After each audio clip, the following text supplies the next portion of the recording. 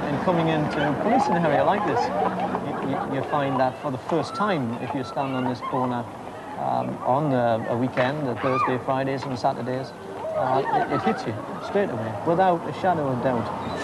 You get to the stage where you think, heavens above, what from a policing angle, what have I let myself in for?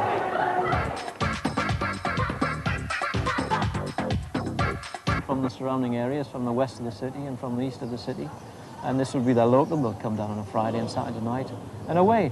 But they would never ever dream of queuing up to have a pint of beer. But come down now, and you'll see this in their scores, and they'll go from one queue and have a drink, and then they'll go in this snake-like formation across to another area fairly close by and queue again for another drink. It's simply the atmosphere. They like doing it, and they find that they like to be in the crowd. I wouldn't come down here to drink because I'm a little bit out of the age group now. I think apart from anything else, I wouldn't queue, and I don't think I could walk around in shirt sleeves the whole time with the usual summer-type shirt around. Even in the middle of winter time, I think you'll find the lads down here with their summer-type shirts on. It's an image. The big market is, without doubt, Geordie's land, and that's the way they want to keep it.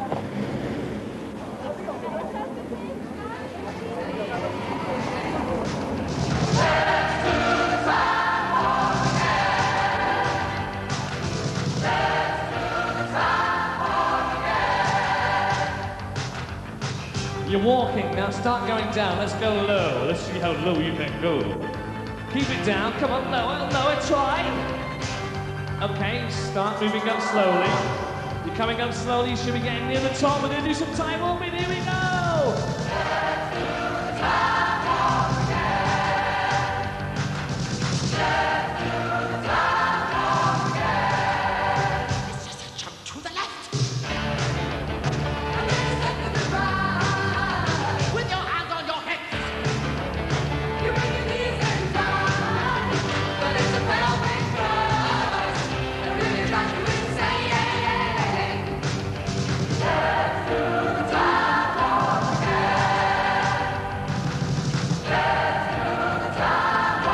again.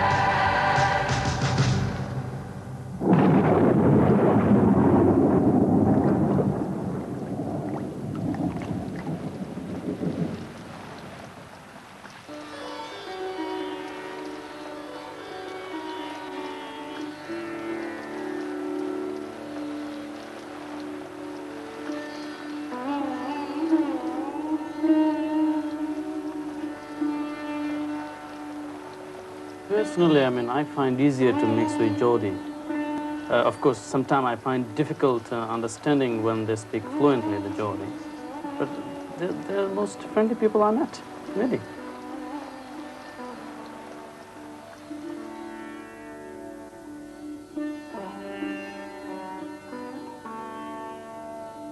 Maybe sometime they might say a few words. You plucky or you pucky, something like that, you know. It didn't do any harm to me, it just called me Paki. Of course, I'm not from Pakistan. It doesn't relate to me. Asians are a minority group, you know, there's a lot more white people out there. A lot of them find it hard to mix in with the white people, you know. So there's always this tension there, you know. So I would rather go in a group rather than go by myself. I would go out, you know, say, to one of the bars there, you know, see my friends, you know, and but I wouldn't go by myself. But I would feel out of place. You would go if you were in a group. Like in a if you group. fancy we were going there, you would go. But you won't go by yourself. No, I wouldn't. Because you think that you might be harassed there or something like that. Yeah, that's it. Yeah. 10 years back, there wasn't a decent place to go out for a drink. Of course, I don't drink. But at the moment, there are a lot of nice places to go out for a drink. Clubs, restaurants. I mean, it's attracting people, bringing youngsters, attracting youngsters to come in the town. So if we just blame the youngsters that they're coming in the town to make trouble, that won't be right. I don't think this is right. There'll always be the gap, because an Asian person has always got to keep to his tradition. Everything all right? Yeah, thanks. An Asian person has always got to keep to his tradition. I mean, basically, in our religion, I mean, respect is the main thing. If you've got respect for your parents, you're respected by everybody else, right? And if you're not respected by your parents, you're not respected by nobody. But what sort of feeling is left with your friends and how they are feeling about it? Makes them think that, you know, we don't want to have a good time with them because they're white. I think they should take up alternatives which other people are using in other cities, like because of problems of going out at night and things like that. They have daytime concerts there, sort of Asian concerts. You know, that's entertainment for Asians. You know, that's at least one alternative. You know, I mean, if they had things like that here, that would sort of relieve some of the so-called tension. The area, because the subdivision itself is not a populated area, it's not a residential population, it's virtually all commercial. It doesn't necessarily present itself to the ethnic minorities. They generally keep themselves to themselves. They have their own areas that they want to go out and enjoy themselves, have their type of pleasure. But we very rarely find in the city centre that there is any form of problem whatsoever. In fact, in all honesty, there is none at all. If there is some disorder breaks out in any particular spot, there's quite a few of us in the immediate area to contain it. And we do contain it, and it's over within moments, minutes. You see that the difference in our angle now is that the officers that we have operate as a team as opposed to individuals. I mean, going back to the time I was on about some 15 years ago or so, that the officers down here would not operate sort of as a team because there wasn't that sort of pressure type policing. All right, it was a lively area, and no doubt there are times certain premises were a bit like the Wild West show, where there was a bit disorder. But very little of that occurred outside. Most of it occurred within inside the premises themselves. Now we find that a lot of the licensed premises, not only down here, but the area itself, if there's going to be any disorder, it's not necessarily inside the premises, it's out on the street. Again, sheer volume of people. The thousands of people that actually come down here, which is not an exaggeration. All right, you'll get the odd one or two that have had a little bit much to drink and don't particularly want to go home in their own way. But they do. A lot of their friends take them away home because they're normally in groups.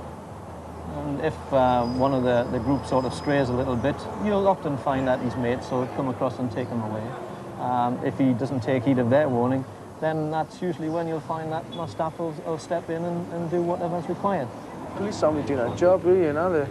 I suppose it'd be a bad show if they didn't do it, you know, because like, there'd be people getting glassed all the time and fights breaking out everywhere. And look at all the crime that would happen, you know. And I suppose they're only doing their job, man, aren't they? Yeah, you know. You get some dodgy coppers, but... They're there every weekend and they know what to expect. So I think they should just let it ride because they know they're going to get that every Friday and Saturday. It doesn't matter like where you are. People are just going to, once you got behind them, they'll say stupid things.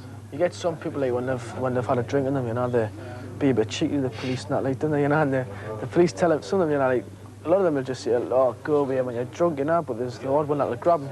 But even the ones that, when they say, look at go away, there's some people, you know, they still try and work themselves with the police, and they just didn't do that like they, you know. Just the other week there, I was on the bus, you know, and this bloke wouldn't pay for his bus fare home. He's come up in the town on Saturday night.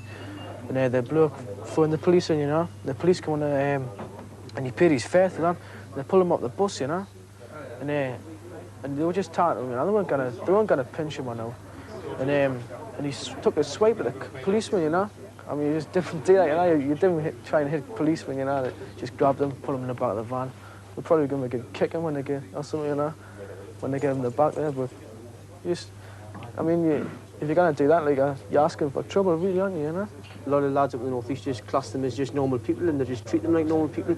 If the police don't like it, they don't like it. But if they don't like it, then you'll sharpen about it, you know? When there's a fight breaks out, it's how can happen, you know? You could get brought into a cell, man. There's glasses flying sometimes and, you know, punches being swung everywhere. One hits, one's only going to hit you, you know? You're brought into it.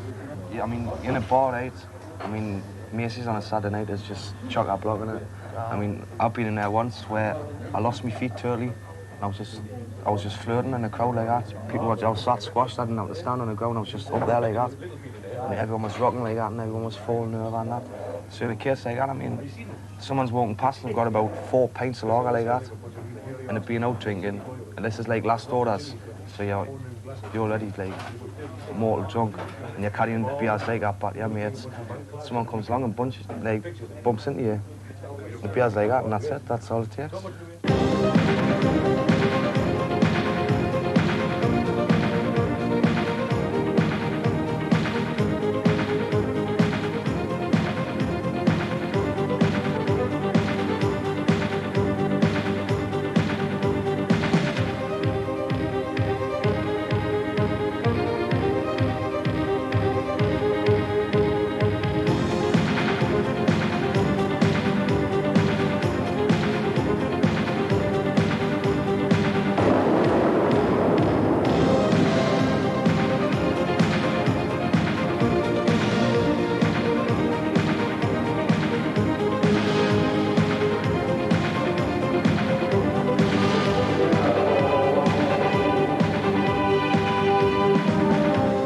Well, Newcastle's got a drink problem anyway. I mean, there's a high alcohol degree in Newcastle, especially in match days. I mean, it's the wolf pack syndrome. You know, everybody seems to want to go out in a group on a match and walk around, and we try and stop them from it. Even the bars in Newcastle, the most decent bars won't let you wear your black and white scarves. They'll take them off the windows as you come through. When I was working at a bar in Newcastle one afternoon, and one of them tried to get over the counter at the bar to assault the manager's son because he refused to serve him. And I grabbed one, and I grabbed another one, and there was about 40 came through the door, and everybody was stuck in. And a couple of years ago, after the match had finished, about 60 or 70 lads went down to the Printers Pie at 5:30, expecting to get in because the doors opened. Well, the doors were locked at 5:30, so they broke the door in, went inside and served herself, and they left the money for every single pint they drank on the bar. And when the manager came in, he was astounded. And he said, well, what about the money for the lock? And they all chipped in and gave him the money for the front door lock. All they wanted was a drink at 5:30 and they couldn't get one. Sometimes I feel anger, a lot of anger. I've worked nightclubs where I've seen women glassed. I've seen 2 women glassed since I've worked nightclubs. I feel a lot of anger when I say that.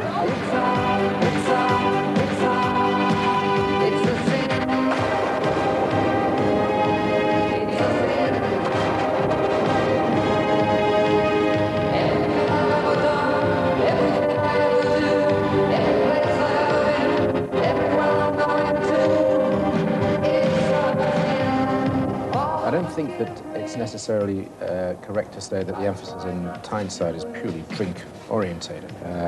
I do believe that people go to partake of alcohol and they then lose their inhibitions and allow themselves to make social contact with their colleagues. As to whether or not they end up getting canked up, pissed, drunk, is another matter. We do try and control the admission to our public houses by the use of doormen.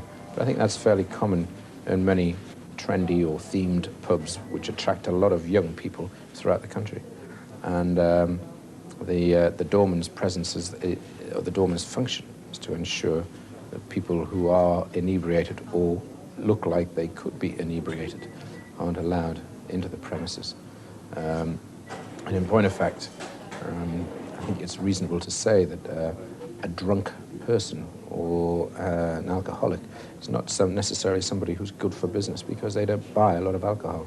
Alcoholics tend to top up and they're not large consumers. That's not necessarily to say that we're looking for a large consumer, but because in the end of the day, you'll not be able to drink anymore, and if you become drunk and incapable, we'll throw them out. But they do tend to be boisterous. They do tend to make the atmosphere of the premises untenable. So we try and ensure that that sort of person doesn't come in. I think that it's fair to say that the people who are presently unemployed in this area are probably the first generation of unemployed parents. And as such, I don't think they necessarily regard unemployment as being something that has a disdainful ring about it. It's just another element of life. Maybe they don't have the requirement to go out and make so much of themselves as perhaps we did in our younger days. I think that in our late teens and early 20s, perhaps even we didn't have any conscious idea as to an ultimate ambition or an absolute direction. Although there might be a certain sense of escapism in it. But undoubtedly people do like to socialise, and these days drinking and frequenting entertainment establishments is as good a form of socialising as perhaps years ago we used to go to youth clubs or Boy Scout socials, so God knows what we did. You see them in the city on a day, going into the next shop and places like that and squandering all the money. It beats me where they come from. I've got to work to make a living for my wife and family. But these young kids, they just seem to get it like that. And it all boils down to where the young ones are concerned with the drink and that. And I've seen some sorrowful states come out of Pilgrim Street and such as at 4 o'clock in the morning when they've been hired out, women and all. I mean, you know, where you get these young ones that are having a bit carry on. And they're out for a night out, and granted they've got to pay fantastic prices, as I said before. But it's stupid in a way because they just work themselves that much, and then they just end up in trouble. And they just live like that from day to day. Really, you couldn't, like, if you had a job, you couldn't do it. You know, you couldn't go out every night and go to the job the next day. When you're on the dole, you get into a situation where, like, you're always tired, and like you go out on the night time and you just sleep all day the next day. I think you never know you're addicted to something until you're trying to stop. I think our friend's addicted to it. Yeah, he can't stop. He loves nightclub and that, doesn't he? He's on the dole, like. Mr. Michael Jackson, last one on a Saturday morning. Our love is dawning. Heaven's glad you came. You know how I feel. This thing can't go wrong. I'm so proud to say I love you. Your love's got me high. I long to get by. This time is forever. Love is the answer. I hear your voice now. You are my choice now. The love will bring heaven's in my heart. At your call I hear harps and angels sing. You know how I feel. This thing can't go wrong. I can't live my life without you. I just can't hold on. I feel we belong. My life ain't worth living if I can't be with you. I just can't stop loving you. I just can't stop loving you. And if I stop, then tell me just what will I do? 'Cause I just can't stop loving you.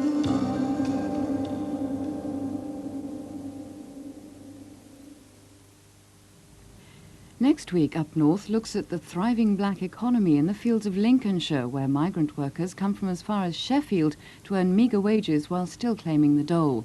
They're organised by local labour bosses known as gangmasters. That's Up North next Wednesday at 10:20. Annie Woodcock is one of thousands of highly trained nurses electing to leave the NHS each year. 40 minutes tomorrow.